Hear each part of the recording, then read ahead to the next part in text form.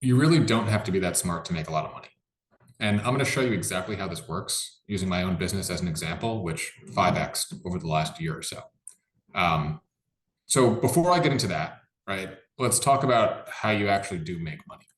And the first thing by far is owning equity, right? This is table stakes. You need to start a business, you need to buy a business, whatever it is. You need to own equity so that when you do work, that translates into profit that goes directly to you. There's no middleman, there's no boss telling you how much you can make, there's no profit margin of employees. Well, there is a profit margin for employees, but there's no profit margin on your personal labor.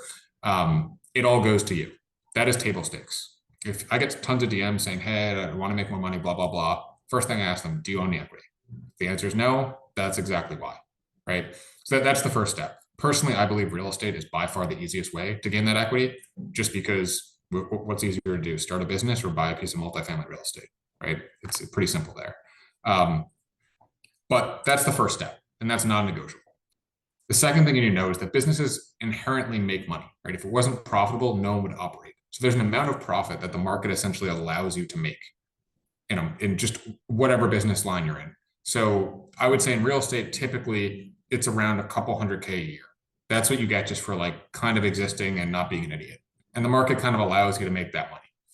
So it's not like people imagine when they start a business that the default is zero. The default is not zero. If you're mediocre and running a business, you're going to make a couple $100,000 a year just for kind of existing. Obviously, there are occasions where that goes to where there's horrible events that happen, you're a terrible business line, blah, blah, blah.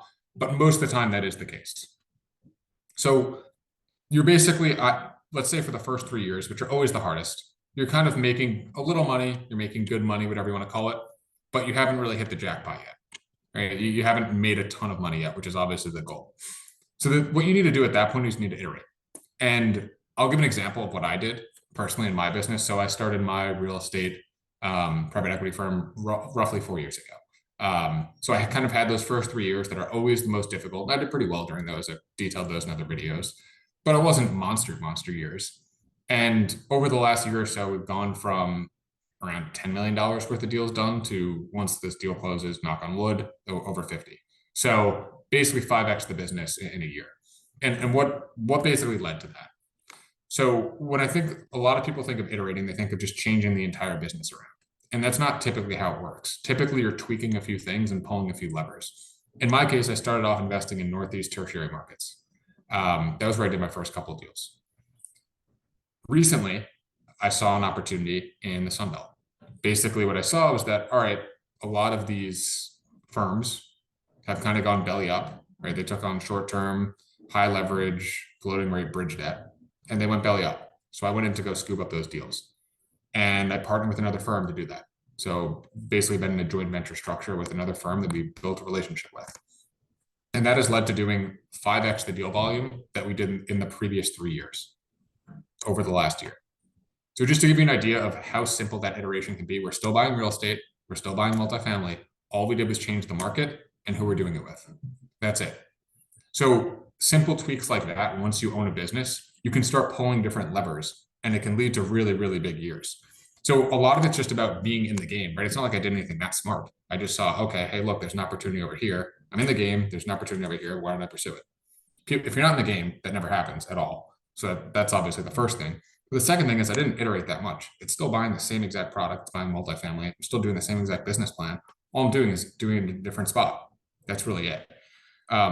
So when I say you have to be kind of like, you don't have to be that smart to make a lot of money, you really don't, right? You need to be in the game.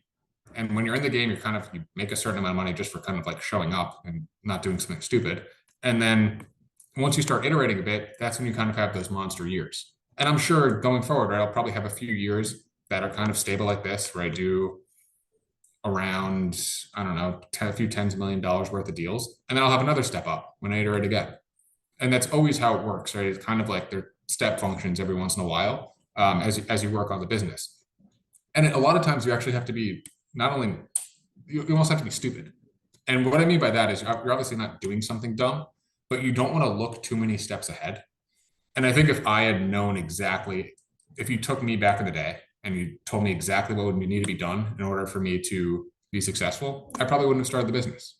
Right? In certain scenarios, you need to almost have blinders on. I think of it kind of like like when you're running sprints for a sports team. I don't know if you guys played sports growing up, but if you thought about how long you're going to have to run for, let's say it was a half hour, it's just demoralizing. You're never going to start. You're saying, oh, it's going to be terrible. If all you think about is the next step, you can do it.